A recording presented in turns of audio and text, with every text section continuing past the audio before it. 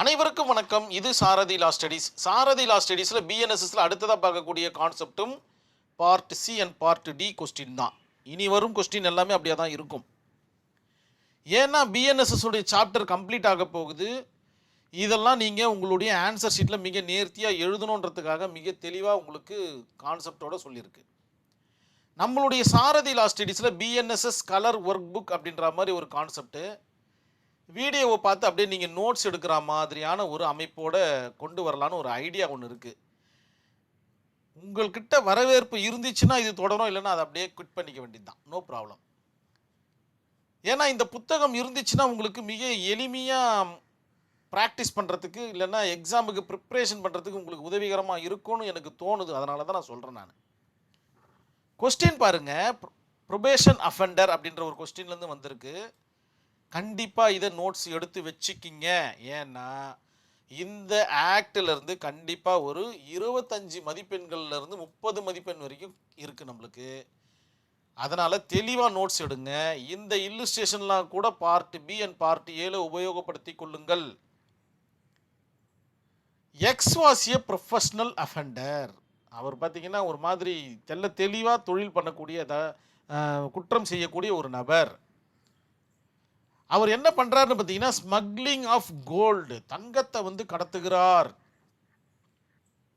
அதன் காரணமாக long time கடத்துறாரு. அதன் காரணமாக 35வது வயதில் பார்த்தீங்கன்னா அவர் arrest செய்யப்படுகிறார். he was arrested for smuggling gold and convicted. குற்றவாளி என நிரூபிக்கவும் படுகிறார். குற்றவாளி நிரூபிச்சாச்சு ஆனரபிள் கோர்ட்டில். நல்லா கவனமாக நீங்கள் இல்லுஸ்ட்ரேஷனில் படித்தா மட்டும்தான் உங்களுக்கு ஆன்சர் கொடுக்க முடியும். He applied for probation. அவர் என்ன பண்ணுறாரு? ப்ரொபேஷனுக்கு அப்ளை பண்ணுறாரு. ப்ரொபேஷன்னா என்ன அப்படின்னு அர்த்தம்னு பார்த்தீங்கன்னா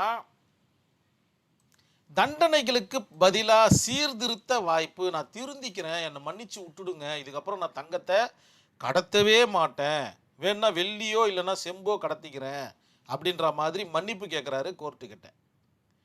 நம்மக்கிட்ட விட்டுட்டாங்க, டிஸ்கஸ் பண்ணுங்க அப்படின்ற மாதிரி. தமிழில் ஒரு வாட்டி படிச்சிடறோம் பாருங்கள். எக்ஸ் ஒரு ப்ரொஃபஷனல் அஃபெண்டர் ஆவார். நீண்ட காலமாக தங்கம் கடத்தல் செய்து வந்தார். 35 வயது ஆனபோது தங்கம் கடத்தியதற்காக கைது செய்யப்பட்டு தண்டிக்கப்பட்டார். முடிஞ்சு போச்சு அவருடைய கதை. தண்டிக்கப்பட்டுட்டார். இப்போ அவர் எங்கே இருக்கிறாருன்னு பார்த்தீங்கன்னா பிரிசனில் இருக்கார், ஜெயிலில் இருக்கார்.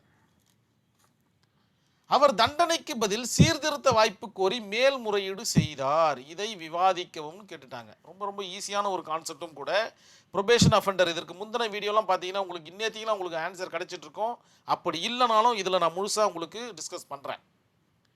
இஷ்யூவை ஃப்ரேம் பண்ணுறேன் பாருங்கள். இந்த இல்லுஸ்ட்ரேஷனை பேஸ் பண்ணி whether the X professional offender and smuggling gold அப்படின்ற மாதிரி ஒரு கொஸ்டினை நானாக ரெடி பண்ணுறேன். எக்ஸ் வந்து ஒரு ப்ரொஃபஷனல் அஃபெண்டர், அவர் வந்து கோல்டு தான் ஸ்மக்லிங் பண்ணுறாரா அப்படின்னு கேட்குறேன். ஆமாம், எஸ்ன்ற ஒரு வார்த்தையை நானே கொடுத்துட்றேன் ஆன்சராக. Whether X is a professional offender means habitual அஃபெண்டரா அப்படின்ற மாதிரி நானாக ஒரு கொஸ்டின் கேட்குறேன். அவர் வந்து தொடர் குற்றவாளியா? ஏன்னா ப்ரொஃபஷனலாக இருக்கிறவங்க தொடர்ந்து செஞ்சுக்கிட்டே இருப்பாங்க. அதனால் இந்த 2 கொஸ்டின் நான் இந்த இடத்துல கேட்குறேன். நான் அபிச்சுவல் அஃபெண்டரான்னு கேட்குறேன். எஸ், கண்டிப்பாக ஒரு அபிச்சுவல் அஃபெண்டராக தான் இருக்க முடியும். அதற்கும் எஸ் கொடுத்துட்டேன். இந்த இடத்துல நீங்கள் என்ன பண்ணணும்? வாட் இஸ் அபிச்சுவல் அஃபெண்டர்ன்றதை இந்த சாரதி லா ஸ்டடீஸில் இருக்குது. அதை நீங்கள் இந்த இடத்துல உட்புகுத்தி எழுதணும். Whether X is arrest in 35 years, age of 35 is correct. தப்பு. ஏன்னா இந்த இடத்துல எஸ்ன்னு போட்டிருக்கேன். அவரை கடத்தும் போதே அவரை அரெஸ்ட் பண்ணியிருக்கணும். ரொம்ப லாங் டைமில் விட்டுட்டு அவர் 35வது வயசில் அரெஸ்ட் பண்ணுறாங்க. இன்கேஸ் அவர் 20வது வயதில் அரெஸ்ட் பண்ணியிருந்தா இந்த ப்ரொபேஷன் ஆக்ட் ஆகுமா அப்படின்னு கேட்டால் அதற்கும் நம்ம இந்த இடத்துல இன் மை பாயிண்ட் ஆஃப் வியூவில் நீங்கள் பதில் சொல்லி ஆகணும். அதாவதுங்க சிம்பிளாக சொல்ல போனால் இந்த கொஸ்டினை நீங்கள் முன்னையும் பின்னையுமா விவாதிக்கணும். 35 வயதில் அரெஸ்ட் பண்ணிட்டாங்க, ப்ரொபேஷன் வந்து இல்லைன்றது நமக்கு கண்கூட தெரிஞ்சு போச்சு. கண்டிப்பாக வந்து பார்த்திங்கன்னா தண்டனைக்கு பதில் சீர்திருத்த தண்டனை வாய்ப்பு கிடையாதுன்றது தெரிஞ்சு போச்சு. ஆனால் இன்னொரு கொஸ்டின் எழுது. அவர் பார்த்தீங்கன்னா ப்ரொஃபஷனல் அஃபெண்டராக இருக்கிறாரு. ஆனால் அவருக்கு வயது 20 அப்படின்ற பட்சத்தில் அவர் கைது செய்யப்படுகிறார் என்றால் அப்போ ப்ரொபேஷன் அஃபெண்டர் யூஸ் ஆகுமா அப்படின்ற மாதிரி இன்மை பாயிண்ட் ஆஃப் வியூவில் நீங்களாக ஒரு கொஸ்டினை கேட்குறீங்க, அதற்குண்டான பதிலை நீங்களாக சொல்கிறீங்க. அதுவே ஒரு பக்கத்துக்கு வந்துடும். Whether X probation offender act is பாசிபிளான்னு கேட்குறாங்க. எக்ஸுக்கு வந்து இந்த ப்ரொபேஷன் அஃபெண்டர் வந்து உதவிகரம் பண்ணுமா அப்படின்னு கேட்டிங்கன்னா இந்த இடத்துல ஹெல்ப் அஸ்ன்னு கூட போட்டுக்குங்க. நோ, கண்டிப்பாக அவருக்கு ஹெல்ப் பண்ணாது. காரணம் என்ன? அவருக்கு 35 வயது ஆகிவிட்டது. இன்வால்வ்டு செக்ஷன் போட்டுட்டு இந்த ஆக்டை மட்டும் எழுதுனீங்கன்னா போதும். தேவைப்படும் பட்சத்தில் அபிஷியல் அஃபெண்டரை வேணால் எழுதலாம், வேணால் சீட்டிங் வேணால் கூட எழுதிக்கிங்க, தப்பு ஒன்றும் கிடையாது. Fact of cases, write all sections, அதாவது இந்த ப்ரொபேஷன் அஃபெண்டரை பற்றின டீட்டெயில்ஸை எழுத போகிறீங்க. என்னெல்லாம் எழுதணும்? இந்தியாவில் ப்ரொபேஷன் அஃபெண்டர் வழங்கும் அதிகாரம் நீதிமன்றங்களுக்கு மட்டுமே வழங்கப்பட்டிருக்கிறது. நீதிமன்றத்தில் ஐயா இவருக்கு 21 வயசு தான் ஆகுது, ஈஸியாக ஃபர்ஸ்ட் அஃபெண்டர், மன்னிச்சு விட்டுடுங்க அப்படின்னு சொன்னால் அதற்கென்று ஒரு கான்செப்ட் இருக்குது, இதற்கு முன்னாடி வீடியோ இருக்குது, அதை பார்த்து உங்களுக்கு நீங்கள் ஆன்சரை எழுதிக்கலாம். அதே போல் பொதுவாக முதன்முறை குற்றம் செய்தவர்களுக்கு மட்டும்தான், அது மட்டும் இல்லாமல் சிறுவர்களாக இருக்கணும், 21 வயதிற்கு உட்பட்ட நபர்களாக இருந்தால் மட்டுமே இந்த ப்ரொபேஷன் அஃபெண்டர் ஆக்டில் தண்டனை விலக்கு பெற முடியும். அதே நேரத்தில் சிறிய குற்றங்களாக இருக்க வேண்டும்.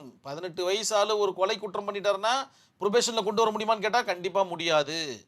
திருட்டு, இந்த மாதிரி சின்ன அடிதடி, ஸ்மால் ஹர்ட், இந்த மாதிரியான விவகாரங்களில் இந்த ப்ரொபேஷனை கொண்டு வந்து நம்ம யூஸ் பண்ணிக்கலாம் அப்படின்ற மாதிரி உங்களுடைய ஆன்சர் ஷீட்டை ஃபுல் பண்ணிக்கிட்டே வாங்க.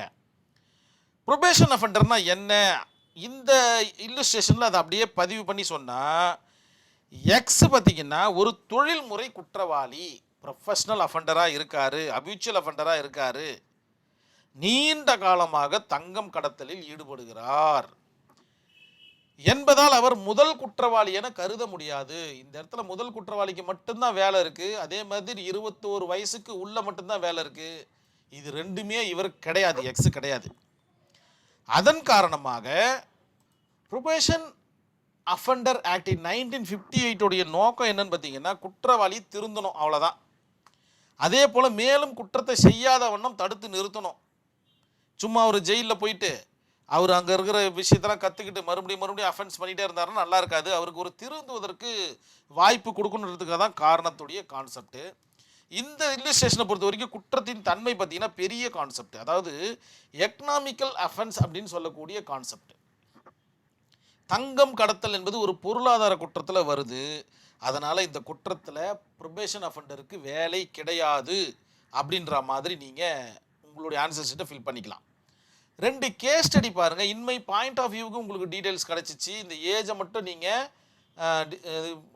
டிஸ்கிரைப் பண்ணி எழுத போகிறீங்க, மற்றபடி வேறு எதுவும் தேவையில்லை. அதே மாதிரி அபியூச்சுவல் அஃபெண்டர், ப்ரொஃபஷனல் அஃபெண்டர் அப்படின்ற மாதிரி ரெண்டுத்தையும் டிஸ்கஸ் பண்ணி நீங்கள் இன்மை பாயிண்ட் ஆஃப் வியூவில் சொல்லலாம். அதன் காரணமாக தான் இவருக்கு மன்னிப்பு வழங்கப்படவில்லை என்றதும் நீங்கள் உங்களுடைய ஆன்சர் ஷீட்டில் மிக நேர்த்தியாக எழுதலாம்.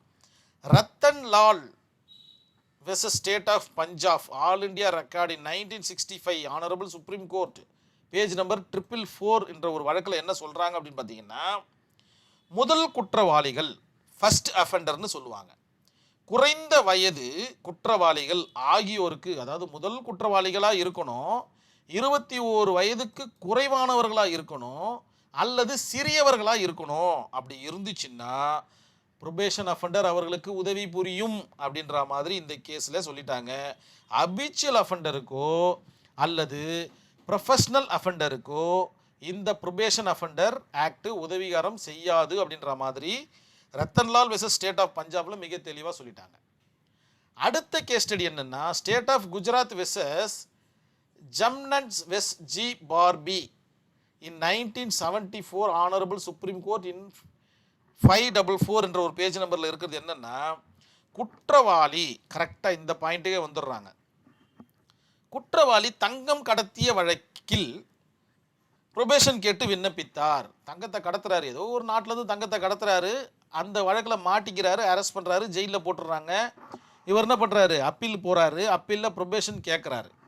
அப்படி கேட்கும்போது ஆனரபிள் கோர்ட் என்ன சொல்கிறாங்க, பொருளாதார குற்றம், தெளிவாக சொல்லிட்டாங்க பாருங்கள், எக்கனாமிக் அஃபென்ஸ் என்பதால் ப்ரொபேஷன் வழங்க முடியாது அப்படின்னு இந்த கேஸை டிஸ்மிஸ் பண்ணிடுறாங்க, அவர் போட்ட பெட்டிஷனை. இவ்வளோதான் விஷயம். ஸோ உங்களுக்கு இதில் அப்படியே நிறைய விஷயங்கள் கிடச்சிருக்கும். இதை நீங்கள் உபயோகப்படுத்தி அப்படியே நீங்கள் உங்கள் ஆன்சர் ஷீட்டில் அப்படியே எழுத போகிறீங்க. கண்டிப்பாக இது வரக்கூடிய விஷயங்கள். அது மட்டும் இல்லாமல் 25 மதிப்பெண்களுக்கு பார்த்தீங்கன்னா இது உங்களுக்கு உதவி செய்ய போகுது. ஸோ ப்ரொபேஷன் அப்படின்ற ஒரு கான்செப்ட் வந்ததுன்னா இந்த இல்லுஸ்ட்ரேஷனை எழுத மறக்காதீங்க. இந்த கான்செப்ட் அப்படியே உங்கள் மனசில் நினைவில் நிற்கும். அதை அப்படியே எழுத போகிறீங்க.